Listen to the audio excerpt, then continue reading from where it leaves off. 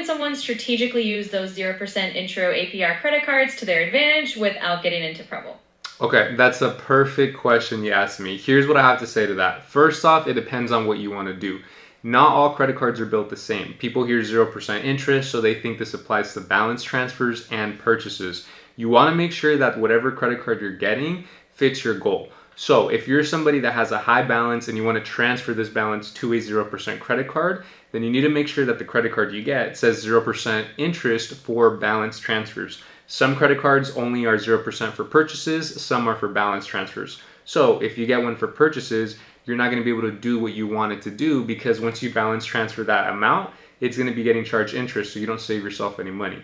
So always read the fine print, know what type of credit card you're getting. But if you're planning to leverage the bank's money to start a business or grow your business, then I highly recommend a 0% interest credit card that will do purchases. And if you're looking to transfer debt from a high interest card over to your 0% card so you can pay it off quicker, then make sure the credit card you're going for has a 0% balance transfer option. That's what I would say to that. So here's another common one people often wonder about when it comes to business credit versus personal credit.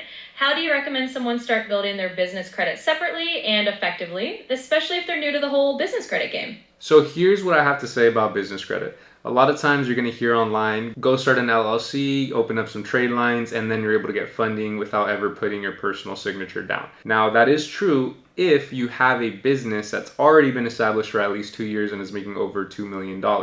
Most people are not in that position. So most people will need to use their personal guarantor, which is their personal signature, to sign for the money that the business is taking out.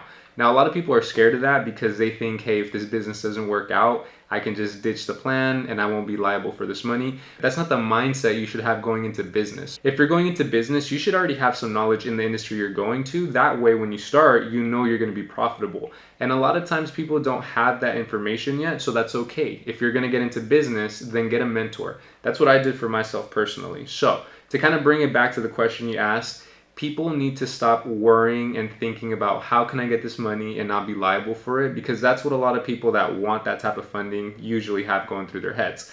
What I would say instead is use your personal credit to get access to the money, because that's much easier to do and you're still going to get the benefits of business funding. Let's talk about credit myths. What's one really common myth you hear all the time about credit or funding that you just want to debunk right here and now for anyone listening? Yeah, so one myth I hear all the time is people think that if you make extra payments to your credit card, your credit score is going to go up. So that's a huge myth, because the banks don't care how many times you paid them. They just want to know how much did you pay in the end of the month. Now, one thing you need to look out for is your statement closing date. This is going to be in your statement that the credit card companies give you every single month. It tells you the date that this statement closes. You need to make sure that when this date comes, you have paid down your balance to 0 to 10% of your total credit line. What this is going to do is it's going to show the bank that, hey, you were able to pay down the card to that sweet spot that they want to see. And now when that date comes, they're going to report that to the credit bureaus and your credit score is going to go up. So if you do one payment of $1,000 or you do 10 payments of $100, the amount you pay is still the same. You're still paying $1,000, but it doesn't matter how many times you make the payment. All the banks want to see is that by the statement closing date, you paid down enough of the balance to be between that 0 to 10% sweet spot. So that's the biggest myth. You don't have to do multiple payments. You can if you want to. It's a headache. If anything, just save your time, make one payment, or if you got to make more, do more, but pay enough down where you land in that 0 to 10% balance of your entire credit limit. What's one piece of advice you give to someone who's just a little bit afraid of credit? Maybe they feel intimidated by it and you just want to help them feel more comfortable. Second question, what's your favorite success story or transformation you've seen from someone using your strategies to master credit or funding? And then the last one, if you had to sum up your entire philosophy on credit and funding in just one sentence or one big idea, what would that be? So look, the first question, if you're somebody that's scared, doesn't understand credit, don't worry. That's anything in life. Anything that we don't know about, in the beginning we're scared, we don't know how to do it, but the good thing is you got guidance coming from me. Now, what I would say when it comes to credit is the easiest way to think about it is like you and your friends, right? If you're ever borrowing money from your friends, what happens? The friend knows you because of your personal information. They know your friend knows you. Once they approve of you based off your character, the type of person you are, if they trust you, they're going to lend you money. Now, your friend is going to set the terms and conditions. They might say, hey, Every single week, I need you to pay me X amount of money, and I need all my money back by this time and place. Think of the banks in the same way. They're gonna look at your credit reports, and your credit report is gonna tell them who you are and if you're trustworthy. Depending on if you are, they're gonna tell you the terms and conditions. They might say, hey, we're gonna let you borrow X amount of money, pay us this amount every single month.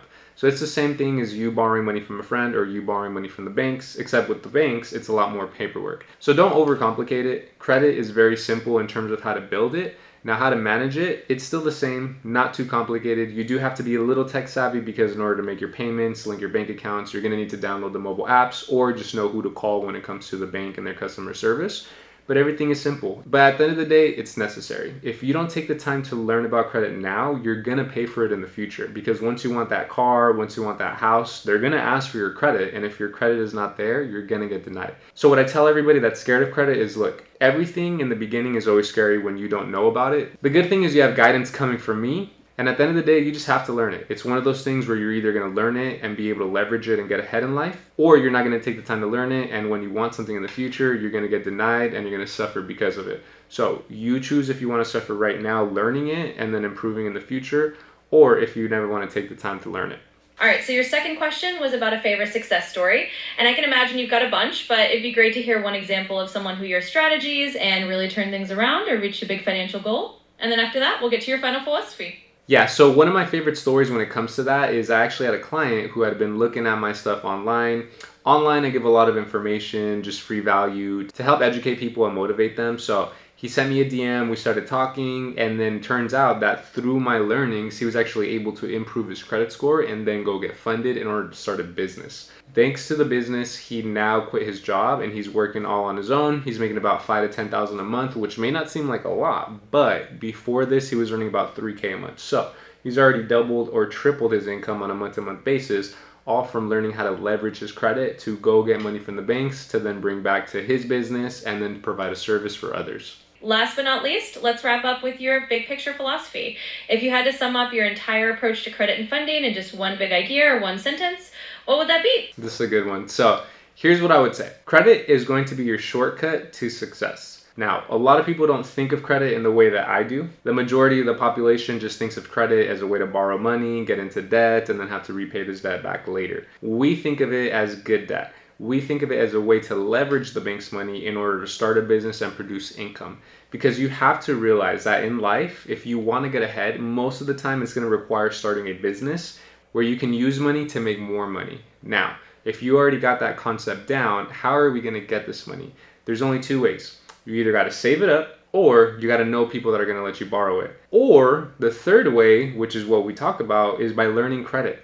Just by learning credit and learning how to leverage it, you're able to then take the bank's money to start your business, make money, pay it back, and now have a cash flowing business. So I tell people that in life, you should start a business. That's probably what's going to get you to where you want to be financially. And the best way to start it is by using the bank's money at 0% interest. And the easiest way to access that type of capital is by building your credit. If you can't access 0% interest money, you're going to have to borrow it from others or you're going to have to save it. One is going to cost you time, and then the other one is probably going to cost you interest. So why not take both of those things out of the equation and borrow money today at 0% interest rate? Well, that's what happens if you learn about credit and you master it. Credit is a shortcut to success when you use it wisely and is a way to leverage your path into business and wealth. It's all about using the bank's money smartly and understanding that you have that tool at your disposal. So thank you for sharing all that, and this has been an awesome conversation.